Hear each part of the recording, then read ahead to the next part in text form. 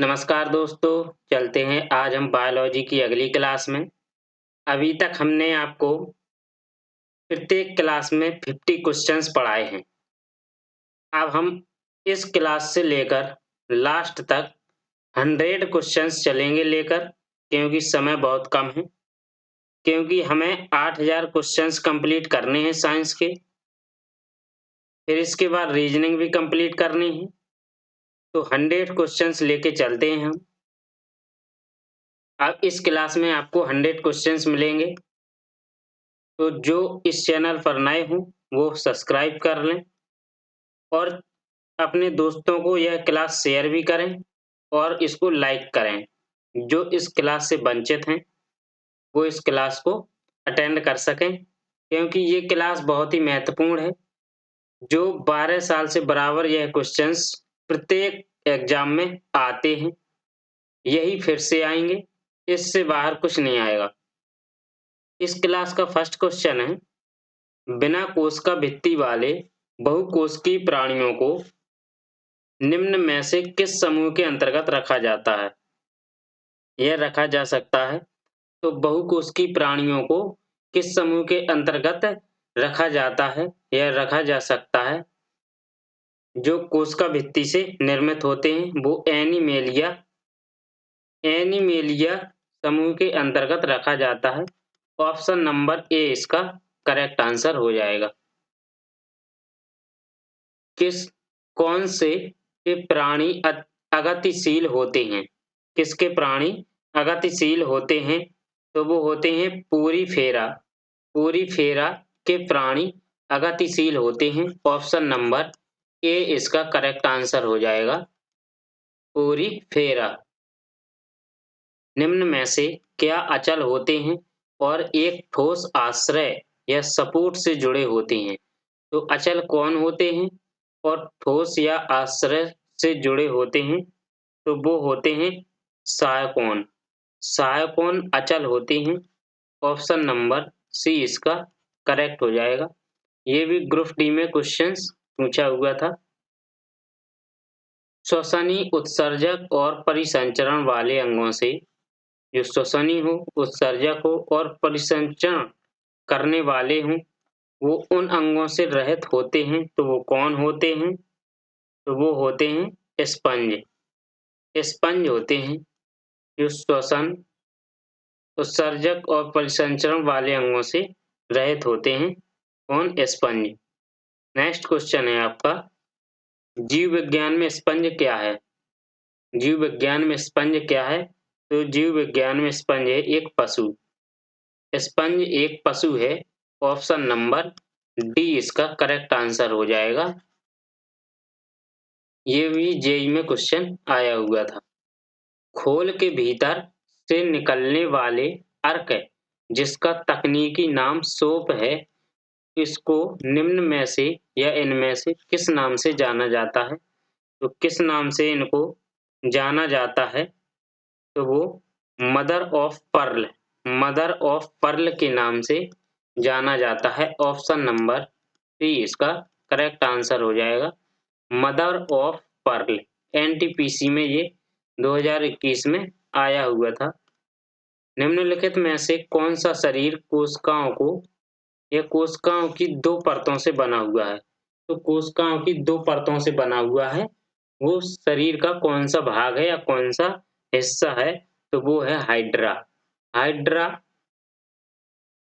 Hydra कोशिकाओं की दो परतों से बना हुआ होता है। ऑप्शन नंबर डी इसका करेक्ट हो जाएगा। निम्न में से कौन सा जीव पुनर्जनन और मुकुलन द्वारा प्रजनन कर सकता है? तो पुनर्जनन और मुकुलन द्वारा प्रजनन कर सकता है, तो वो कौन सा जीव है ऐसा? तो वो है हाइड्रा। हाइड्रा एक पुनर्जनन और मुकुलन द्वारा प्रजनन कर सकता है। ऑप्शन नंबर सी इसका करेक्ट आंसर हो जाएगा। हाइड्रा ये तालाब, पोखर और झील वगैरह में और गड्ढों में आदि के जल में जलीय जो पौधे होते हैं या वस्तु होती है उनसे चिपके रहते हैं। ये कभी-कभी प्रचलन भी करता है। ये सीलेंट्रेटा होता है जो, तो उस सिलियन संघ का जंतु है ये इसको इम्पोर्टेंट लगा लें आप, क्योंकि ये ALP में, ग्रुप डी में और टेक्नीशियन में ये बार-बार क्वेश्चंस पूछा गया है। एक अगला नेक्स्ट क्वेश्चन है, निम्नलिखित में से कौन मुकुलन द्वारा प्रजनन करता है? तो मुकुलन द्वारा प्रजनन करता है हाइड्रा। हाइड्रा मुकुलन द्वारा प्रजनन करता है, ऑप्शन नंबर ए इसका करेक्ट हो जाएगा। हाइड्रा प्रजनन करता है तो मुकुलन द्वारा प्रजनन करता है, ऑप्शन नंबर सी इसका करेक्ट आंसर हो जाएगा। में मुकुलन द्वारा प्रजनन हो सकता है तो मुकुलन द्वारा, इसका आंसर भी हाइड्रा हो जाएगा, ऑप्शन नंबर सी इसका करेक्ट आंसर हो जाएगा, हाइड्रा। किसका शरीर कोशिका की 2 परतों से बना होता है? तो किसका शरीर होता है जो कोशिका की 2 परतों से बना होता है? वो सीलेंट्रेटा। ऑप्शन नंबर ए इसका करेक्ट आंसर हो जाएगा, सीलेंट्रेट। जो सीलेंट्रेट का शरीर जो होता है कोशिकाओं की 2 परतों से बना होता है, जिसकी पहली परत बाह्य स्तर होती है और दूसरी परत अंतः स्तर होती है। दोनों के बीच एक आकशोई अकोशिकीय पदार्थ होता है। जैसे सीलेंट्रेटा एक बहुकोशिकीय जंतु है, जैसे हाइड्रा। एक हाइड्रा, स्टारफिश, प्लेनेरिया निम्न में से किस प्रक्रिया द्वारा उत्पन्न होते हैं? ये हाइड्रा, स्पार्सिस, स्टारफिश, प्लेनेरिया ये किस प्रक्रिया द्वारा उत्पन्न होते हैं? तो वो होते हैं प्रजनन प्रक्रिया द्वारा ये उत्पन्न होते हैं, ऑप्शन नंबर डी इसका करेक्ट आंसर हो जाएगा। निम्नलिखित जानवरों में से कौन सा ट्रिप्लोब्लास्टिक नहीं है? तो कौन सा ट्रिप्लोब्लास्टिक नहीं है? तो वो नहीं है आपका जेलीफिश। जेलीफिश ट्रिप्लोब्लास्टिक नहीं है, ऑप्शन नंबर ए इसका करेक्ट आंसर हो जाएगा, जेलीफिश। निम्नलिखित में से कौन सा जानवर मुकुलन यानी बडिंग द्वारा पुनरुत्पादित करता है और प्रजनन कार्यान्वित कर सकता है? तो ऐसा कौन सा जानवर है? एक तो वो है हाइड्रा, जो पुनर्जनन करता है मुकुलन द्वारा। ओके, किसमें मुकुलन द्वारा प्रजनन हो सकता है? तो वो हाइड्रा ही है जिसमें मुकुलन द्वारा प्रजनन हो सकता है, ऑप्शन नंबर सी इसका करेक्ट आंसर हो जाएगा। कालका द्वारा विकसित नया जीव है, तो कालका द्वारा विकसित नया जीव कौन सा है? तो वो है कालका द्वारा नया जीव विकसित हाइड्रा है, ऑप्शन नंबर सी इसका करेक्ट आंसर हो जाएगा, हाइड्रा। नेक्स्ट क्वेश्चन, बडिंग की प्रक्रिया द्वारा प्रजनन के लिए पुनर्जन्म कोशिकाओं का उपयोग करता है, तो वो कौन करता है बडिंग की प्रक्रिया द्वारा प्रजनन के लिए? वो है हाइड्रा। हाइड्रा एक ऐसा वो है जो प्रजनन करता है मुकुलन द्वारा। नेक्स्ट क्वेश्चन है, जानवरों के किस फाइलम संघ, फाइलम या संघ को प्लेटवर्म या चपटे कृमि भी कहा जाता है?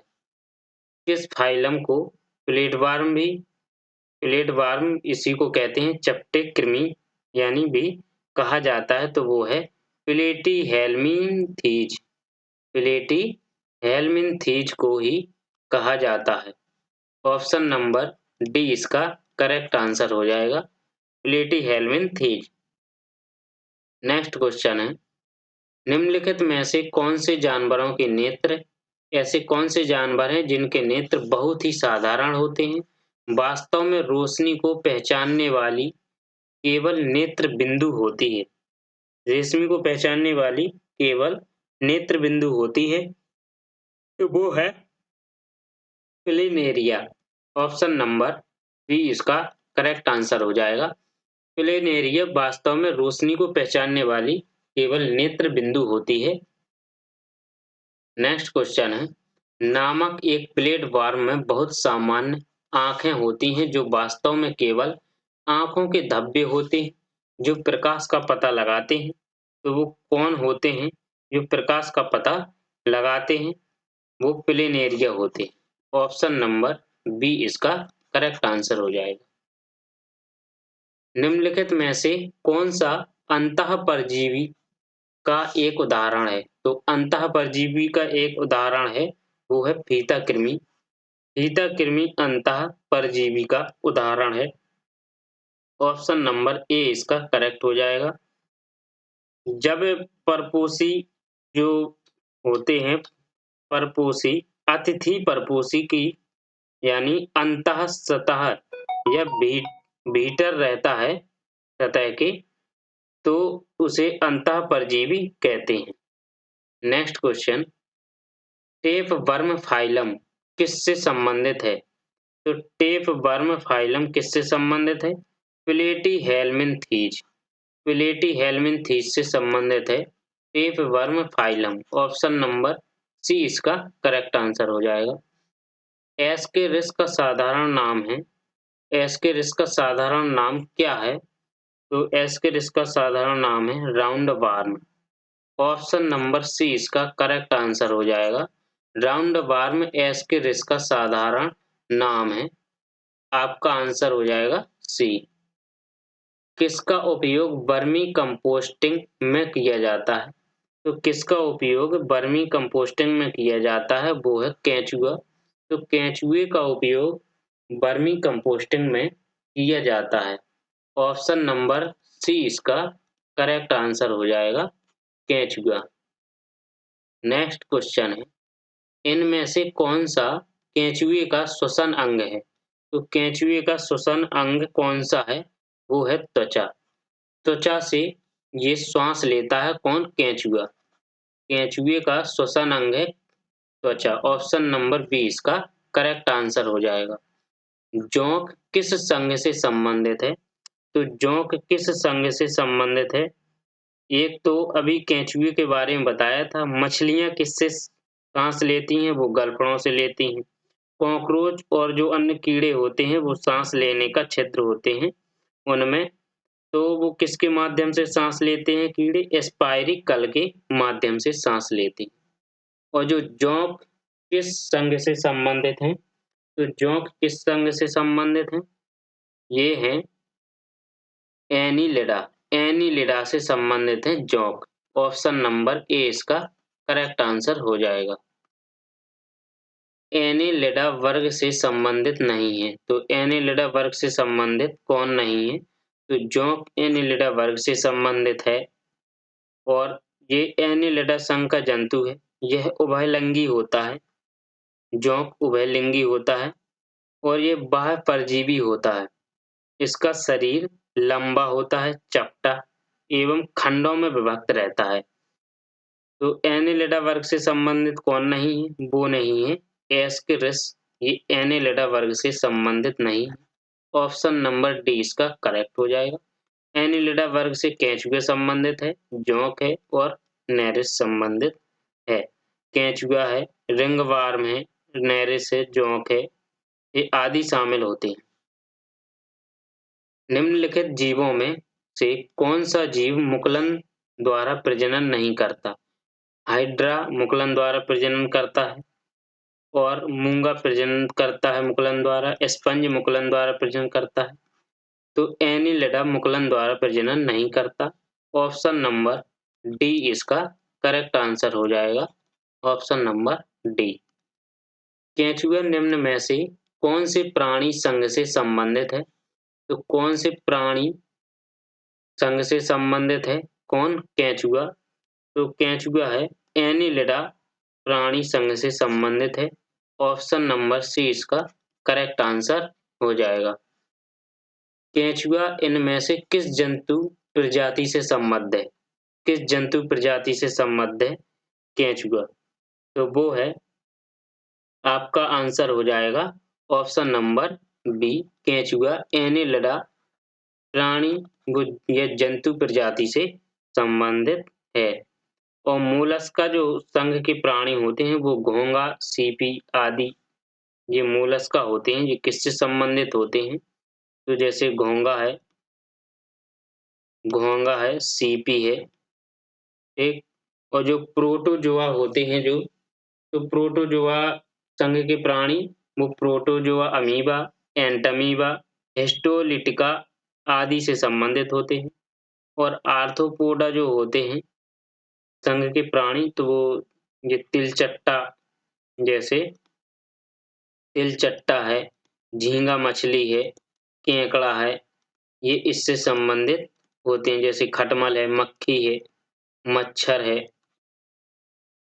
नेक्स्ट क्वेश्चन है त्वचीय श्वसन होता है तो त्वचीय श्वसन केंचुए में होता है। केंचुआ त्वचा से श्वास लेता है। ये श्वसन अंग है केंचुए का त्वचा। नेक्स्ट क्वेश्चन है कीटों में गैस के विनिमय के लिए वायु नलियों का एक जाल होता है। कीटों में गैस के विनिमय के लिए वायु नलियों का एक जाल होता है। इन्हें क्या कहा जाता है? इन्हें क्या कहा जाता है? तो वो कहा जाता है श्वास प्रणाल। श्वास प्रणाल कहा जाता है। ऑप्शन नंबर बी इसका करेक्ट आंसर हो जाएगा। तितली के जीवन चक्र की तीसरी अवस्था। तितली के जो जीवन चक्र होता है उसकी तीसरी अवस्था क्या कहलाती है? यानी लार्वा के बाद। तो तितली की जीवन अवस्था तीसरी अवस्था कोशित कहलाती है। ऑप्शन नंबर डी इसका करेक्ट हो जाएगा। ये भी एनटीपीसी में आया हुआ था। कोशित कहलाता है तितली का जीवन चक्र तीसरी अवस्था में, जो जैसे अंडा, लार्वा और प्यूपा वयस्क अवस्था में जो होते हैं। एक कीट किसके द्वारा सांस लेते हैं? केंचुआ त्वचा के द्वारा सांस लेते हैं। मछलियां गड़फेलों के द्वारा, तो ये तो हो नहीं सकता। फेफड़े और श्वास छिद्र, तो कीट किसके द्वारा? श्वास छिद्र के द्वारा ये श्वास लेते हैं कीट। ऑप्शन नंबर डी इसका करेक्ट आंसर हो जाएगा। पादपों को समूह में विभाजित किया जाता है। निम्न विकल्पों में से कौन सा उनमें से एक नहीं है? तो पादपों को समूहों में विभाजित किया जाता है, तो कौन सा विकल्प उनमें से एक नहीं है? तो वो नहीं है आर्थ्रोपोडा। ऑप्शन नंबर ए इसका करेक्ट आंसर हो जाएगा। जो पादपों के समूह में विभाजित किया जाता है वो आर्थ्रोपोडा नहीं है। नग्न बीजी है, थैलोफाइटा है और आवृत बीजी है। पशुओं के इनमें से किस फाइला में उनके पैर जुड़े होते हैं?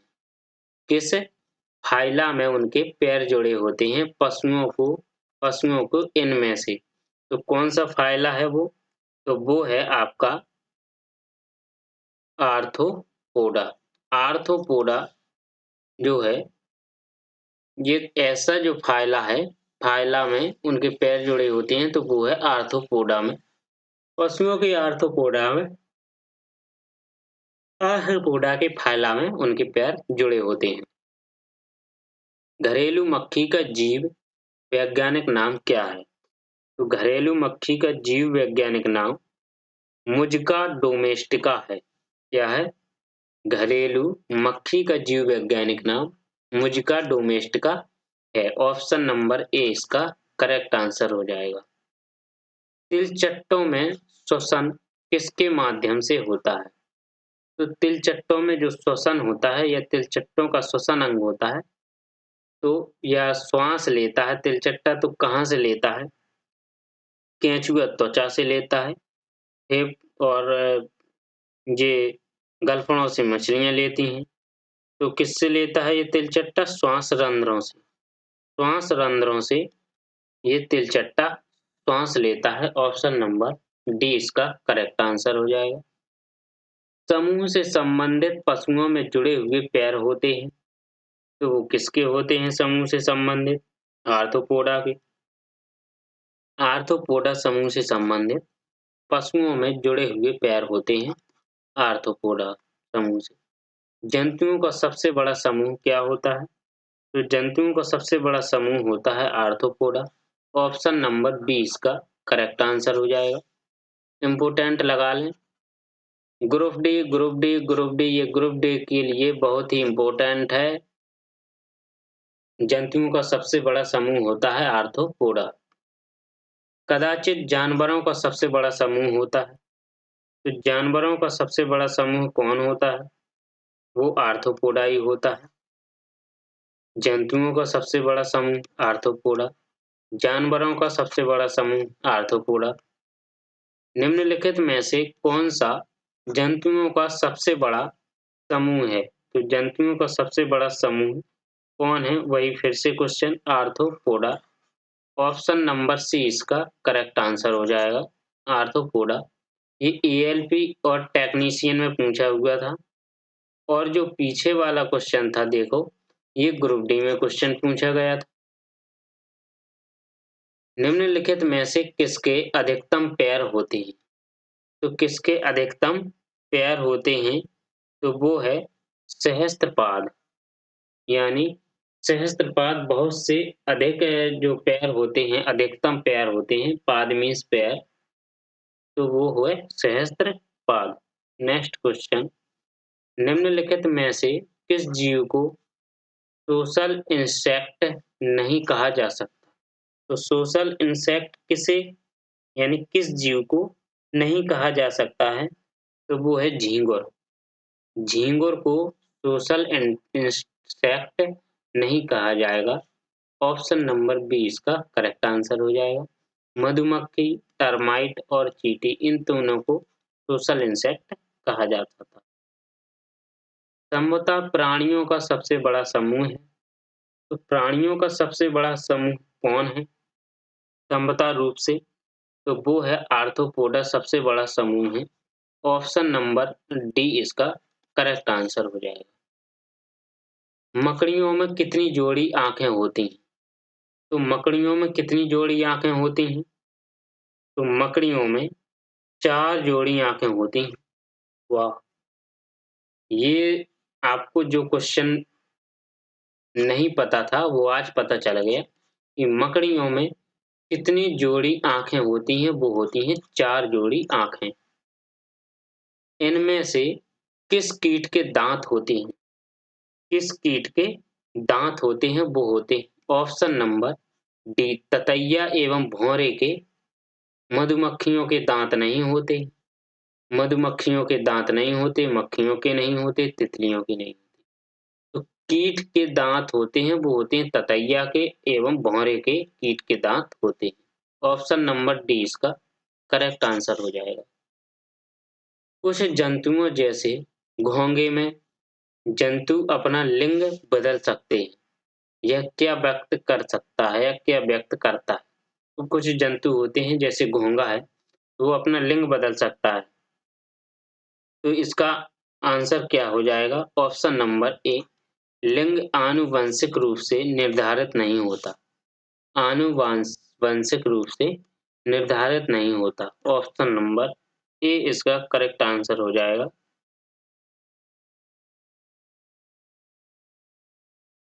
निम्न में से किस प्राणी में लिंग आनुवंशिक रूप से निर्धारित नहीं होता? तो वो है घोंघा। घोंघा में आनुवंशिक रूप से लिंग निर्धारित नहीं होता है। ऑप्शन नंबर डी इसका करेक्ट आंसर है। जो घोंघा होते हैं तो वो अपना लिंग बदल सकते हैं, यह लिंग आनुवंशिक रूप से निर्धारित नहीं होता है। क्योंकि जो घोंघा होते हैं ये उभयलिंगी होते हैं और ये सभी के साथ संभोग करते समय शुक्राणु और अंडे का उत्पादन करने में सक्षम होते हैं। निम्न में से किस जीव में लिंग का निर्धारण आनुवंशिक रूप से नहीं होता है? तो वो है घोंघा। ऑप्शन नंबर ए इसका करेक्ट आंसर हो जाएगा। निम्न में से कौन सा प्राणी लिंग परिवर्तित कर सकता है जो यह दर्शाता है कि लिंग आनुवंशिक रूप से निर्धारित नहीं होता है? तो फिर से यही घोंघा आंसर हो जाएगा। ऑप्शन नंबर डी इसका करेक्ट आंसर हो जाएगा। निम्नलिखित में से कौन तूर्ण परिवार मोलस्का संघ से संबंधित नहीं है? तो मोलस्का संघ से संबंधित कौन नहीं है? एंटीडॉन। एंटीडॉन मोलस्का संघ से संबंधित नहीं है। ऑप्शन नंबर बी इसका करेक्ट आंसर हो जाएगा। चूर्ण परिवार मोलस्का संघ से संबंधित नहीं है, वो है एंटीडॉन। निम्नलिखित में से कौन सा जीव है जो मोलस्का परिवार से संबंधित है? मोलस्का परिवार से संबंधित है ऐसा कौन सा जीव है? वो अभी पूछा था नहीं, वो कह रहा है तो कौन है? कॉकरोच। कॉकरोच मोलस्का परिवार से संबंधित होता है। तो ऑप्शन नंबर सॉरी ये इसका नहीं होगा, कॉकरोच नहीं होगा इसका आंसर। ठीक, तो इसका होगा, आपका आंसर होगा, हो जाएगा इसका कि क्या कह रहा है, निम्नलिखित में से कौन सा जीव मोलस्का परिवार से संबंधित है? तो मोलस्का परिवार से संबंधित है घोंघा। ऑप्शन नंबर बी इसका करेक्ट आंसर हो जाएगा। घोंघा मोलस्का परिवार से संबंधित है, वो है घोंघा। और जो केंचुआ होता है, तो केंचुआ एनिलिडा संघ से संबंधित होता है। केंचुआ एनिलिडा संघ से संबंधित होता है। और कॉकरोच जो होता है, तो कॉकरोच आर्थ्रोपोडा संघ से संबंधित होता है। कॉकरोच आर्थ्रोपोडा संघ से, केंचुआ एनिलिडा संघ से, और जो स्टार मछली होती है वो इकाई नोड मेरटा, इससे इकाई नोड नोडरमेटा से संबंधित संघ से संबंधित होती है। ऑक्टोपस के खून का रंग कैसा है? तो ऑक्टोपस के खून का रंग नीला होता है। ऑप्शन नंबर बी इसका करेक्ट आंसर हो जाएगा।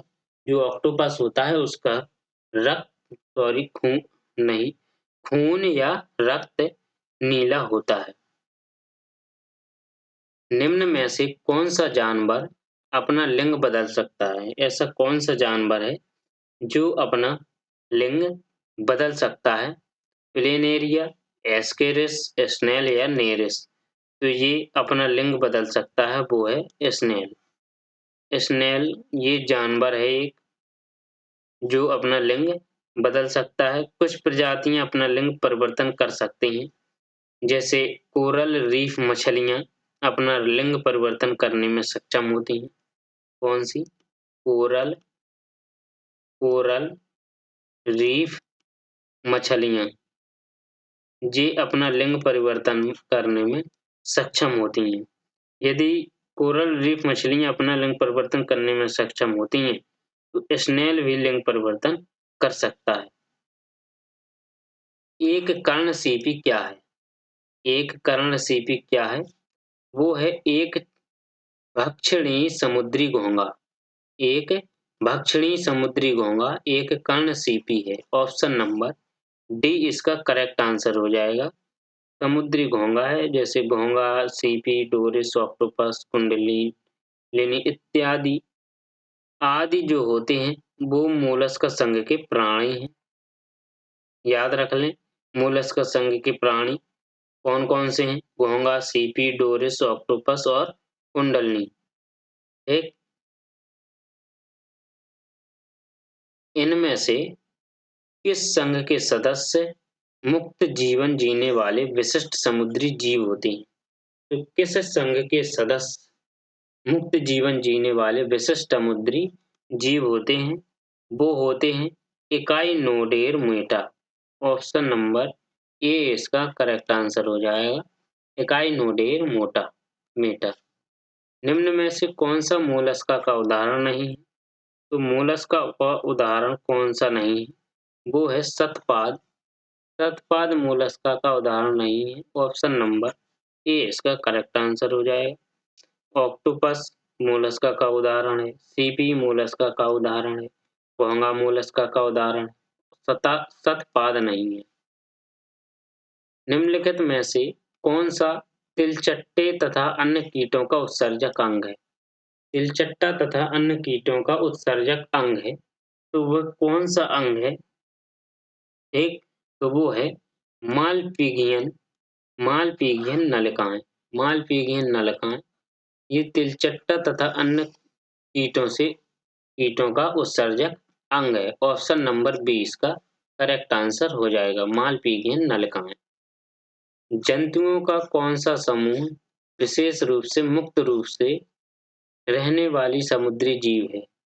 जो जंतुओं का समूह होता है तो वो विशेष रूप से मुक्त रूप से यानी रहने वाले समुद्री जीव हैं। तो वो कौन है? इकाइनोडर्मेटा। ऑप्शन नंबर बी इसका करेक्ट आंसर हो जाएगा। इकाइनोडर्मेटा। नेक्स्ट क्वेश्चन है, पूरी तरह से मुक्त रहने वाले समुद्री जीव हैं।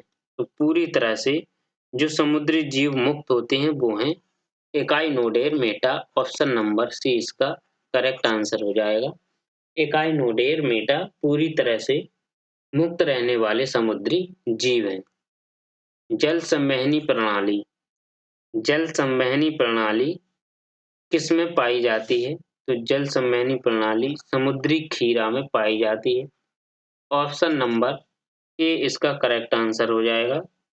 समुद्री खीरा में पाई जाती है। नेक्स्ट क्वेश्चन है आपका, स्टारफिश समूह से संबंधित है। तो स्टारफिश किस समूह से संबंधित है? तो वो है इकाइनोडर्मेटा। स्टारफिश इकाइनोडर्मेटा समूह से संबंधित है। ऑप्शन नंबर ए इसका करेक्ट आंसर हो जाएगा। संघ के प्राणी अनन्य रूप से समुद्र में मुक्त जीवन जीने वाले प्राणी हैं। समुद्र में मुक्त जीवन जीने वाले प्राणी हैं संघ के प्राणी जो अन्य रूपों में हैं। तो वो कौन है? वो शूलचर्मी यानी इकाइनोडर्मेटा हैं जो मुक्त जीवन जीने वाले प्राणी हैं। ऑप्शन नंबर डी इसका करेक्ट आंसर हो जाएगा। केवल समुद्र में पाई जाने वाली मछली, जो मछली केवल समुद्र में ही पाई जाती है तो वो कौन सी मछली है? वो स्टारफिश। स्टारफिश मछली केवल समुद्र में ही पाई जाती है। ऑप्शन नंबर डी इसका करेक्ट आंसर हो जाएगा। निम्नलिखित में से कौन कशेरुकी की विशेषता नहीं है? तो कशेरुकी की विशेषता कौन सी नहीं है? तो वो है आपका आंसर हो जाएगा व्यासीय सममिति। ऑप्शन नंबर बी इसका करेक्ट आंसर हो जाएगा। व्यासीय सममिति कशेरुकी की विशेषता नहीं है। निम्नलिखित में से कौन सा जीव कशेरुकी नहीं है? ऐसा कौन सा जीव है जो कशेरुकी नहीं है? तो वो है केंचुआ। ऑप्शन नंबर ए इसका करेक्ट आंसर हो जाएगा। केंचुआ जो जीव कशेरुकी नहीं है। निम्न में से कौन सा कथन गलत है? सभी रज्जु की यानी कोर डेटा। तो कौन सा कथन गलत है? इसमें कथन गलत छांटना है। ये कौन सा कथन गलत है? वो है डिप्लोब्लास्टिक। ऑप्शन नंबर बी ये कथन गलत है। निम्नलिखित में से कौन सी कोश कशेरुकी की एक विशेषता नहीं है? तो कौन सी जो विशेषता है वो कशेरुकी की विशेषता नहीं है? ऑप्शन नंबर बी ये असम्मति ये होते हैं, असममित होते हैं वे। ये कशेरुकी की एक विशेषता नहीं है। ऑप्शन नंबर बी इसका करेक्ट आंसर हो जाएगा।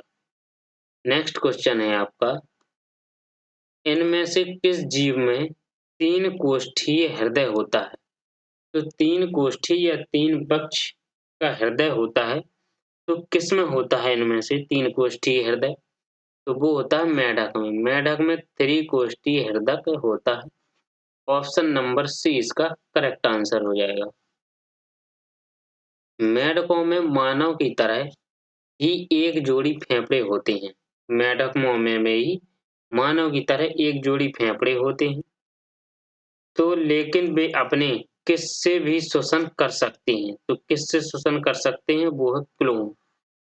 क्लोम के द्वारा वह श्वसन कर सकते हैं। ऑप्शन नंबर सी इसका करेक्ट आंसर हो जाएगा। किसमें दोहरा परिसंचरण नहीं होता है? तो दोहरा परिसंचरण किसमें नहीं होता है? तो वो मेंढकों में दोहरा परिसंचरण नहीं होता है। ऑप्शन नंबर सी इसका करेक्ट आंसर हो जाएगा, मेंढक। निम्न विकल्पों में से 3 कक्षीय हृदय वाले जीव का नाम बताइए। तो 3 जो कक्षीय हृदय वाले जीव होते हैं, उनका नाम बताना है इनमें से। एक तो जीव का नाम बताना है, तो ऑप्शन नंबर डी इसका करेक्ट आंसर हो जाएगा, डी सेलामेंडर। सेलामेंडर के कक्षीय हृदय से जीव जो होता है वो अलग हो जाता है, या वो अलग नहीं, सॉरी, ये उसका नाम है। निम्नलिखित में से कौन सा जंतु उभयचर श्रेणी के अंतर्गत आता है? तो उभयचर श्रेणी के अंतर्गत कौन सा जीव आता है, वो है toad. Toad, option number A इसका करेक्ट आंसर हो जाएगा। निम्नलिखित में से इसे ट्री फ्रॉग के नाम से भी जाना जाता है। तो ट्री फ्रॉग के नाम से किसे जाना जाता है? तो वो हाइला, हाइला को ट्री फ्रॉग के नाम से जाना जाता है। ऑप्शन नंबर डी ये करेक्ट आंसर हो जाएगा। एनटीपीसी में पूछा गया था, इम्पोर्टेंट हो सकता है ये कुछ, क्योंकि ट्री फ्रॉग के नाम से जाना जाता है हाइला को। राना टिग्रीना किस जीव का वैज्ञानिक नाम है? किस जीव का वैज्ञानिक नाम राना टिग्रीना है? तो राना टिग्रीना ये एशियाई मेंढक का वैज्ञानिक नाम है, Rana tigrina. Option number B इसका करेक्ट आंसर हो जाएगा। और जो भेड़िया होते हैं वो कैनिस ल्यूपस वैज्ञानिक नाम से सम्मानित होते हैं। इनका वैज्ञानिक नाम क्या होता है भेड़ियों का? कैनिस ल्यूपस।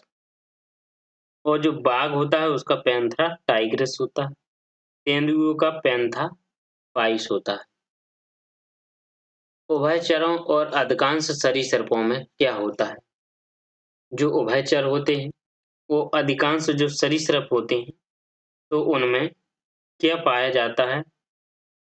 तो उनमें 3 कक्षीय हृदय पाया जाता है। ऑप्शन नंबर बी इसका करेक्ट आंसर हो जाएगा। उभयचर और अधिकांश सरीसृप बालों में 3 कक्षीय हृदय पाया जाता है। किसमें 3 कक्षीय हृदय होता है? ये किसमें पाया जाता है 3 कक्षीय हृदय? तो उभयचरों में। उभयचरों में 3 कक्षीय हृदय पाया जाता है। ऑप्शन नंबर ए इसका करेक्ट आंसर हो जाएगा। उभयचर में, तो उभयचर में क्या होता है, क्या आता है? तो ऑप्शन नंबर डी इसका करेक्ट आंसर हो जाएगा। बिना पंखों के ग्रंथि वाली त्वचा होती है।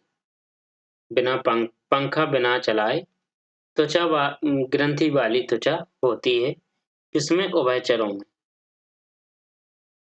निम्न में से किस वर्ग में प्राणियों में शल्कों की कमी और त्वचा में श्लेष्म ग्रंथियां होती हैं? तो किस वर्ग में प्राणियों में, किस वर्ग के प्राणियों में शल्कों की कमी और त्वचा में श्लेष्म ग्रंथियां होती हैं? तो वो उभयचरों में होती हैं श्लेष्म ग्रंथियां। ऑप्शन नंबर सी इसका करेक्ट आंसर हो जाएगा।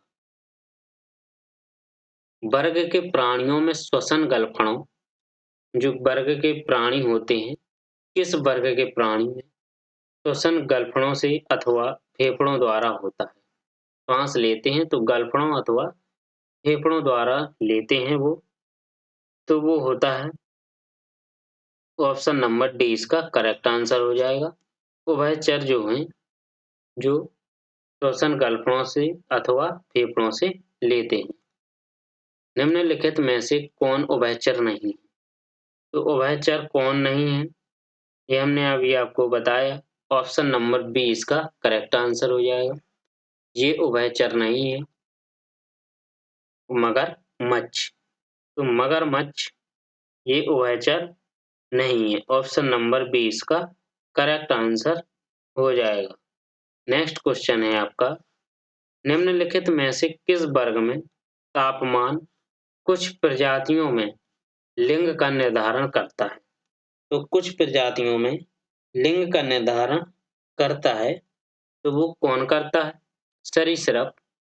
सरीसृप तापमान में जो कुछ प्रजातियां होती हैं, प्रजातियों में लिंग का निर्धारण करता है वो सरीसृप। सरीसृप में संतति का लिंग किस तापमान से निर्धारित होता है? अभी पूछा था उसने कि तापमान कुछ प्रजातियों में लिंग का निर्धारण करता है वो सरीसृप है। अब उसने पूछा सरीसृपों में संतति का लिंग किस तापमान से निर्धारित होता है? तो किस तापमान से निर्धारित होता है? वो है ए, वह तापमान जिस पर निषेचित अंडा रखा जाता है। मगरमच्छों के दिल में क्या होते हैं या क्या होता है? तो मगरमच्छों के दिल में 4 प्रकोष्ठ होते हैं। कितने? 4 प्रकोष्ठ। ऑप्शन नंबर बी इसका करेक्ट आंसर हो जाएगा। मगरमच्छों के दिल में 4 प्रकोष्ठ पाए जाते हैं। निम्नलिखित में से कौन आकशेरुकी प्राणियों में शामिल नहीं है? तो आकशेरुकी प्राणियों में शामिल नहीं है, तो वो सरीसृप आकशेरुकी प्राणियों में शामिल नहीं है। ऑप्शन नंबर डी इसका करेक्ट आंसर हो जाएगा। निम्नलिखित में से कौन सा विकल्प मच्छरों के जीवन चक्र के 4 चरणों का सही क्रम बताया है? जो मच्छरों का जो जीवन चक्र होता है, उनको 4 चरणों में सही क्रम बताना है मच्छरों का। तो इसका क्रम क्या हो जाएगा मच्छरों का? पहले अंडा, फिर लार्वा, फिर प्यूपा, फिर पूंछलक। अंडा, लार्वा, प्यूपा, पूंछलक। ऑप्शन नंबर बी इसका सी इसका करेक्ट आंसर हो जाएगा। नेक्स्ट क्वेश्चन है वर्ग सरीसृप में। तो वर्ग सरीसृप में क्या होता है? ऑप्शन नंबर ए इसका करेक्ट आंसर हो जाएगा। वर्ग सरीसृप में शल्क के साथ शुष्क और ग्रंथि विहीन त्वचा होती है। क्या होती है? शल्क के साथ शुष्क और ग्रंथि विहीन त्वचा होती है, जिसे वर्ग यानी सरीसृप कहा जाता है। इस वर्ग के जानवरों की त्वचा जो ऐसे कौन से वर्ग के जानवर हैं जो त्वचा उनकी शुष्क और ग्रंथि विहीन होती है?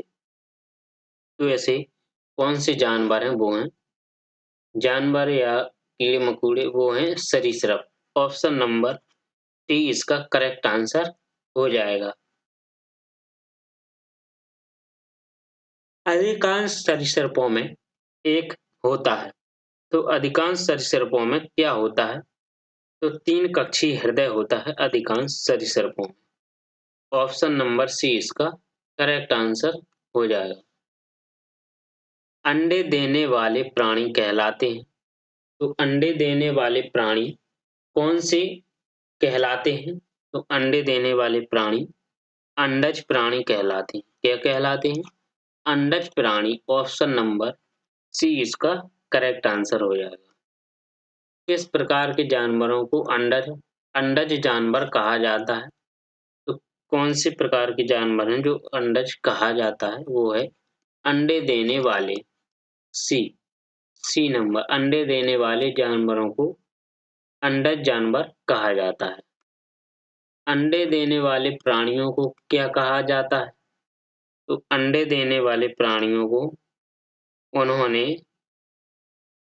आगे रखा है और एक बीच में। तो ऑप्शन नंबर डी इसका करेक्ट आंसर हो जाएगा। अंडज। अंडे देने वाले प्राणियों को अंडज कहा जाता है। मगरमच्छ के बच्चे को क्या कहा जाता है? तो मगरमच्छ के बच्चे को हैचलिंग कहा जाता है। क्या? हैचलिंग। ऑप्शन नंबर डी इसका करेक्ट आंसर हो जाएगा। मगरमच्छ के बच्चे को हैचलिंग कहा जाता है। निम्नलिखित में से कौन सा जंतु सरीसृप वर्ग से संबंधित नहीं है? तो ऐसा कौन सा जंतु है जो सरीसृप वर्गों से संबंधित नहीं है? वो क्या है? वो है टोड। टोड सरीसृप वर्ग से संबंधित नहीं है। ऑप्शन नंबर सी इसका करेक्ट आंसर हो जाएगा। कछुए सरीसृप वर्ग से संबंधित, मगरमच्छ, सर्प ये तीनों सरीसृप वर्ग से संबंधित हैं। शुतुरमुर्ग के एक अंडे का माप कितना होता है? जो शुतुरमुर्ग होता है तो उसके एक अंडे का माप कितना होता है? तो वो 170 mm गुणे 130 mm होता है अंडे का माप। ऑप्शन नंबर ए इसका करेक्ट हो जाएगा आंसर। किसका प्राथमिक उत्सर्जी उत्पाद यूरिक अम्ल है? तो किसका प्राथमिक उत्सर्जी उत्पाद यूरिक अम्ल है? तो वो कौन सा है? वो ऑप्शन नंबर डी इसका करेक्ट आंसर हो जाएगा। पक्षियों का प्राथमिक उत्सर्जी उत्पाद यूरिक अम्ल होता है। ऑप्शन नंबर बी इसका करेक्ट आंसर हो जाएगा। डी पक्षियां। एकमात्र पक्षी का नाम बताइए जो पीछे की तरफ उड़ सकता है। ऐसा कौन सा पक्षी है एकमात्र जो पीछे की तरफ उड़ सकता है? तो वो है हमिंग बर्ड। हमिंग बर्ड पक्षी एक ऐसा है जो पीछे की तरफ उड़ सकता है। नेक्स्ट क्वेश्चन, पीछे की ओर उड़ने वाला एकमात्र पक्षी कौन सा है?